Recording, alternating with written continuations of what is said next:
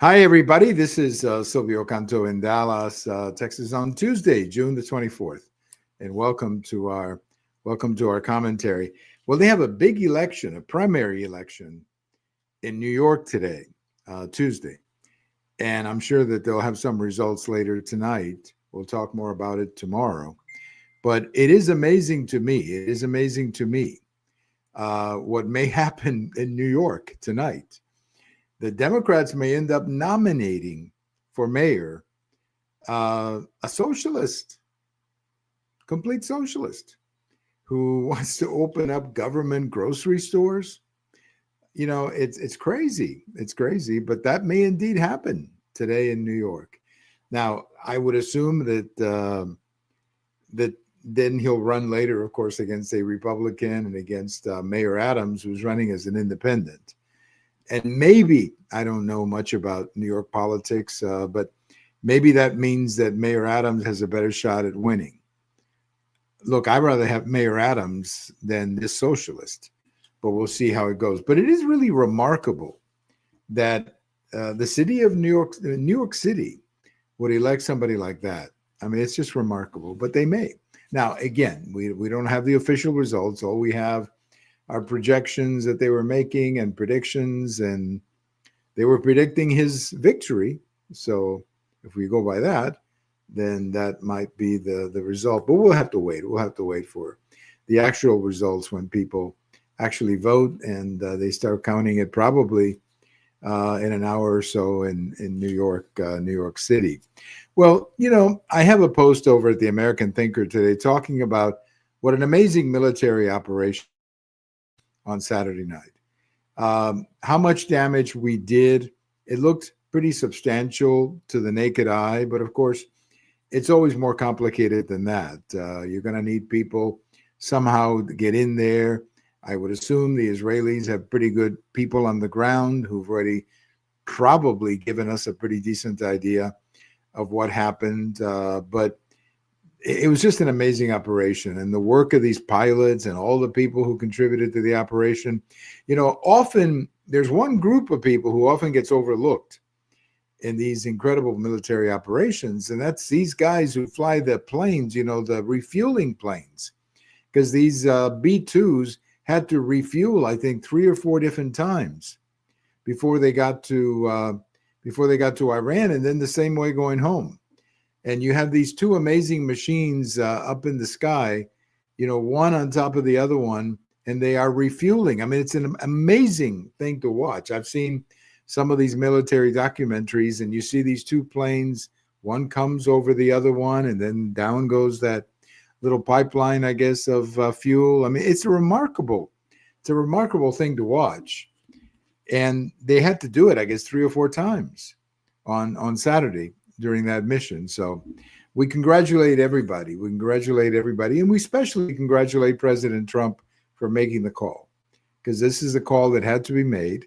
Some of us are old enough to remember this Iran problem going back to the Iran hostage crisis and during the Reagan presidency, many different times when we had problems with Iran. Then, of course, all the terrorism that Iran has been behind all these years. So, look, I think it was a great move. It was a great move. Again, we're not 100% sure yet about the damage, but I assume if we have to go back and damage it more, I would assume that we will do it.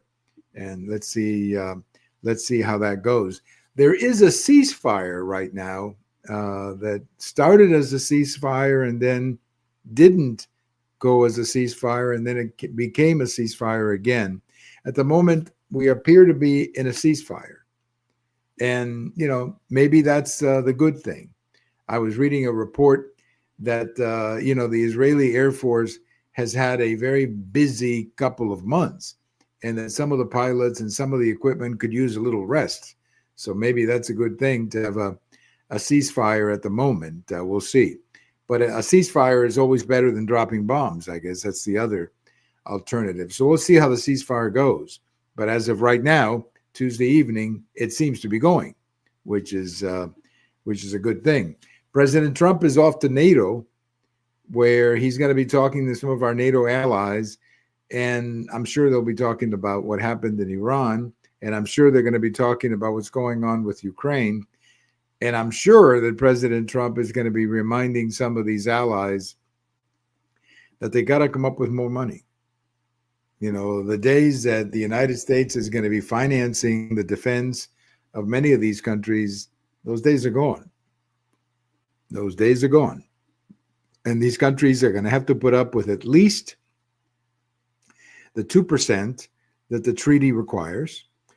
And if they're not willing to put it up, then they have to consider maybe, you know, I don't know, joining forces with somebody else, because it is completely unfair to have the American taxpayer and the American soldiers defending many of these countries who are not willing to defend themselves. All we're asking them is for a contribution of 2% of GDP. That shouldn't be very difficult. But unfortunately, you have some countries that are not doing it. And that's unacceptable. That is completely unacceptable. So let's hope that they work that out. I think a lot of countries are beginning to pay. Ukraine probably has something to do with that.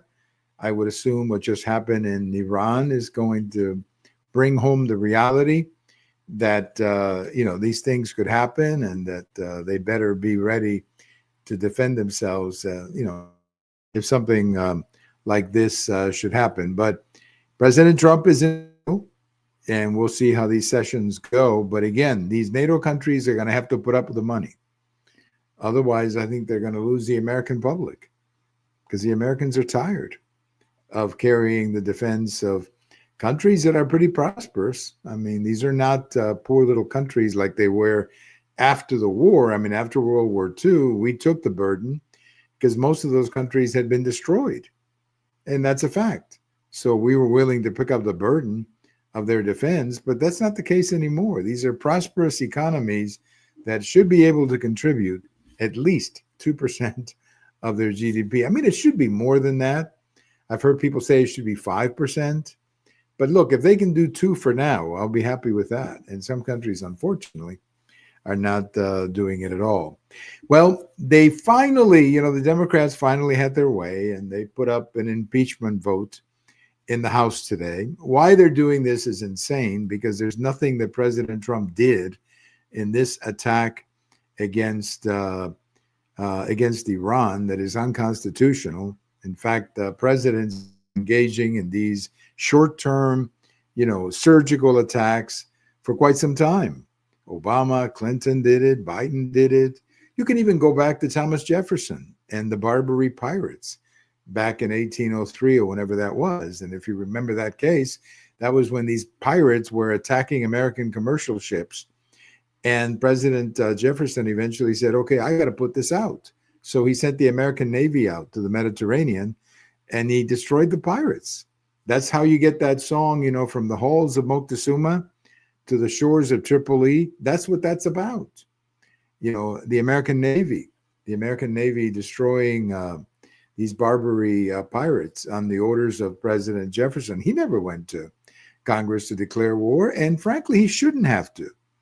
I mean, that's why we have a president, for situations like that where you're looking for a surgical answer, a short-term answer. But anyway, the Democrats took it up to a vote, and they must have been pretty disappointed, because the final vote was 344 against, 79 for impeachment. Now, remember, the Democrats have about 200 members in the House. So they only got 79 out of the 200, which means that about 120 or so, 125, decided not to vote for impeachment. Actually, they decided to table impeachment. That's what they call it, not exactly vote. Table the idea of impeachment. But I think it was a combination of two things. Number one, it's pretty silly. There's no legal basis to impeach President Trump over this. And the other one was probably public opinion. Public opinion has been pretty supportive of what President Trump did the other night. So, you know, the Democrats have got to get over Trump. I don't know how else to say it. They've got to get over Trump, and they've got to, you know, put their feet on the ground and start, you know, just start growing up a little bit and realizing that there's, you know, it's not, everything is not about Trump. Not everything is about having a fight with President Trump. Well, if you heard the news today, Bobby Sherman, passed away today. He was 81 years old. Now, for those of you who are familiar with the music of the late 60s, early 70s, Bobby Sherman was one of these really popular performers, extremely popular young women. You know, when I say young women, I mean high school girls and maybe junior high girls, 14, 15-year-old girls who were madly in love with Bobby Sherman, who made a bunch of hits and sold a bunch of records, exploiting his image. He was very cute, as the girls like to say, very handsome, very cute. And Bobby Sherman was a huge success story back in the late 60s, early 70s. He passed away today at age 81. Not exactly sure why he died, although I had heard a few months ago, just casually reading, that he was not doing well. So maybe that was a preview of things to come. But rest in peace, Bobby Sherman. My sister had a poster of Bobby Sherman in her room. That I remember. She had a poster of Bobby Sherman in her room. She loved him.